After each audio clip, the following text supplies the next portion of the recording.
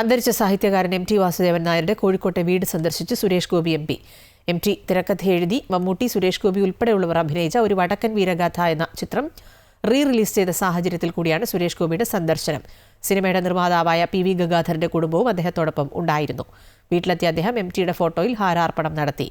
M T കലാരംഗത്തെ മഹത്വമാണെന്നും ഒരു വടക്കൻ വീരഗാഥ ഇനിയും ഒരു 35 വർഷങ്ങൾക്ക് ശേഷം വീണ്ടും റിലീസ് ചെയ്യാൻ സാധ്യതയുള്ള സിനിമയാണെന്നും സുരേഷ് ഗോപി പറഞ്ഞു.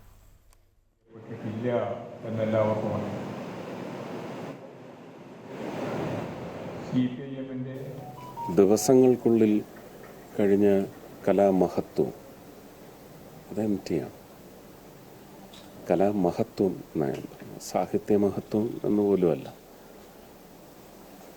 സാഹിത്യത്തിനൊരു ട്രാൻസാക്ഷനുണ്ട്. ട്രാൻസാക്ഷൻ്റെ മഹത്വം എന്ന് പറയുന്നത് അന്ന് 5 വയസ്സുകാരനോ 10 വയസ്സുകാരനോ കണ്ടപ്പോൾ എം ടി ആരാണെന്നറിയത്തില്ല. പല ജീവിത മുഹൂർത്തങ്ങളും ഒരുപക്ഷെ അവരുടെ അപക്വതയോ അല്ലെങ്കിൽ കാര്യങ്ങൾ ജീവിതത്തിൻ്റെ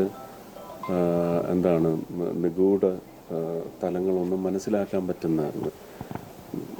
വടക്കൻ വീരഗാഥയെ സംബന്ധിച്ച് അത് കുഞ്ചാക്കോ മുതലാളി പ്രതിപാദിച്ചപ്പോഴും നീലയുടെ ചിത്രങ്ങളിലും ഉണ്ടായിട്ടുണ്ടെന്ന് തോന്നുന്നു. സുബ്രഹ്മണ്യ മുതലാളി അത് വ്യാഖ്യാനിച്ചപ്പോഴും ഒന്നും വരാത്ത അർത്ഥതലങ്ങളൊന്നുമില്ല.